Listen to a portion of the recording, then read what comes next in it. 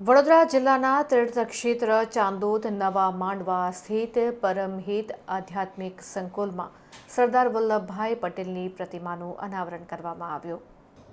શાસ્ત્રી નયનભાઈ જોશી દ્વારા વડોદરા જિલ્લાના તીર્થક્ષેત્ર ચાંદોદ નવા માંડવા ખાતે ઊભા કરાયેલા પરમહિતધામ આધ્યાત્મિક સંકુલમાં સ્થાપિત શ્રી એકલિંગજી મહાદેવના તૃતીય પાટોત્સવ પ્રસંગે મુખ્ય અતિથિ પદે પ્રખર વક્તા અને લેખક જય વસાવડા ઉપસ્થિત રહ્યા હતા.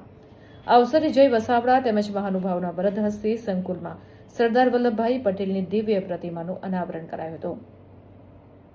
પાટોત્સવ પ્રસંગે વિદ્યાર્થીઓ દ્વારા સ્વાગત પ્રસ્તુતિ, દીપ પ્રાગટ્ય અને મહાનુભાવના અભિવાદન બાદ સમજદાર સરદાર એકતાની આધ્યાત્મિકતા સંદર્ભમાં પોતાનું વક્તવ્ય રજૂ કરતા જય વસાવડાએ સરદાર સાહેબના સૂક્ષ્મ સ્વભાવનો પરિચય ઉપસ્થિતિ સમક્ષ રજૂ કર્યો હતો.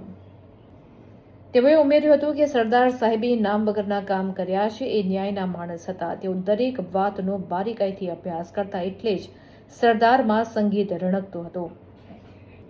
પાટોત્સવ પ્રસંગે ઉપસ્થિત રહી સરદાર સાહેબની દિવ્ય પ્રતિમાના અનાવરણ સાથે ચૈતન્ય ઉર્જાથી પ્રભાવિત પરમહિત ધામ સંકુલની મુલાકાત તેમજ પ્રસિદ્ધ મલ્હારરાવ ઘાટ ખાતે પહોંચી મા રેવાના તીરે પૂજન અને જળાભિષેક કરી કિનારાની સ્વચ્છતા નિહાળી નર્મદાજીના શુદ્ધ જળનું આચમન કરી પોતાનો રાજીપો વ્યક્ત કર્યો હતો. તો જનરેટરની વ્યવસ્થા હોવી જરૂરી છે. આપને અહીંયા મુખ્ય બોલાવવાનું કારણ એ છે કે તેઓ શ્રી ઘનશ્યામભાઈજીનું સ્વાગત કરશે. આપનું સ્વાગત. હર્ષ વધાવી લઈએ. ત્યાર પછી વધાવી લઈએ. જીતેન્દ્રભાઈને હું વિનંતી કરું કે બે શબ્દ.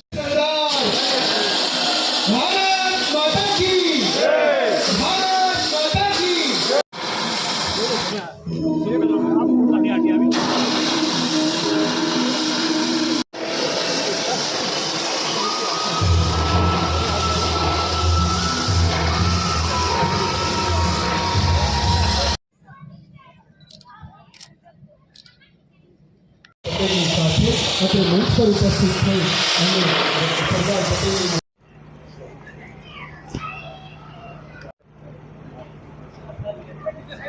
બસ એકલિંગજીનો પાટોત્સવ અને ઘણા વર્ષોથી નયનભાઈની એવી ઈચ્છા હતી કે હું પરમિત ધામમાં આવું. મને પણ એમાં બહુ જ સરસ મજાનો લાભ મળી ગયો. સવારના પોરમાં મા રેવાને તીરે એટલે કે નર્મદા કાંઠે સરસ મજાનું પૂજન થયું, નર્મદાનું જળનો અભિષેક કરવાનો લાભ મળ્યો અને આજે વિશેષ એક જ્ઞાનનો કુંભ પણ છલકાયો. કારણ કે સરદાર સાહેબની થોડી એવી વાતો કરવાની હતી કે જેમાં આધ્યાત્મિકતાનો અંશ હોય, જેમાં ભારતીય સંસ્કૃતિની કોઈ ધારા છે, ચેતના છે, એ પ્રતિબિંબિત થતી હોય. તો મેં મારી રીતે મારી સમજણ મુજબ થોડી એવી વાતો કરવાની કોશિશ કરી. ખૂબ ભાવથી બધા મિત્રોએ સાંભળ્યું. પરમિત ધામની અંદર સરસ પ્રવૃત્તિઓ થઈ રહી છે કારણ કે એની પાછળ નયનભાઈના પરિવારની સદવૃત્તિ છુપાયેલી છે. એમની સાથે જે લોકો જોડાયેલા છે એ પણ એ જ ભાવથી જોડાયેલા છે કે પરમ હિત, બધા લોકોનું અલગ અલગ રીતે હિત થાય. હું કાયમ કહેતો હું કે સરદાર કોઈ પણ માણસે સરદાર બનવું હોય કેમ બની શકે? સ્વના હિતને બદલે સર્વનું હિત જોવે તો બની શકે. તો આ સ્વના હિતને બદલે સર્વનું હિત જોનારી સરસ મજાની જગ્યા છે અને બહુ સરસ પવિત્ર અને આનંદદાયક વાતાવરણ છે. પવિત્ર તો હોય પણ એની સાથે એક આનંદની અભિષેક થાય આપણી ઉપર, એવું સરસ સ્વચ્છ રળિયામણું વાતાવરણ.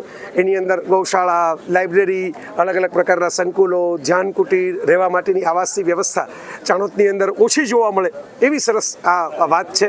અને હું એવી ઈચ્છું, પરમાત્માને પ્રાર્થના કરું કે પરમિત ધામનો વધુને વધુ ઉત્તરોત્તર વિકાસ થાય અને જેને કારણે આપણી આસપાસ ચૈતન્યનો થોડો વધારે વિકાસ થાય. જયભાઈ, આપણા એક પ્રસંગમાં આપણે એક દ્રષ્ટાંત આપ્યું હતું કે વાદળી ઉપર જાય છે પણ પવન દેખાતો નથી. જી, આજના અનુરૂપ આ દ્રષ્ટાંત કઈ રીતે ટાંકશો?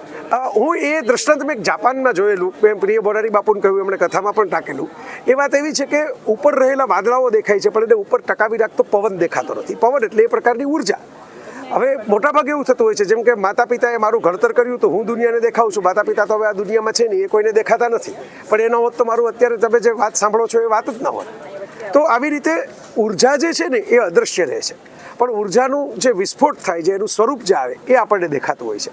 એટલે આ પરમિત ધામ પણ એક એવી જગ્યા છે કે જ્યાં ચૈતન્યની ઉર્જા પ્રવાહિત થતી હોય તો એને તમે પકડી ન શકો.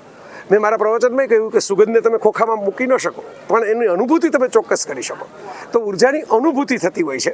એ અનુભૂતિને કારણે લોકોએ થોડુંક વિવેકી, થોડુંક નમ્ર, થોડુંક હંબલ રહેવાનું હોય કે માત્ર મારે કારણે બધું નથી થતું, પરમની કોઈ ચેતના એની યોજના કામ કરે છે એટલે આ બધું થાય છે.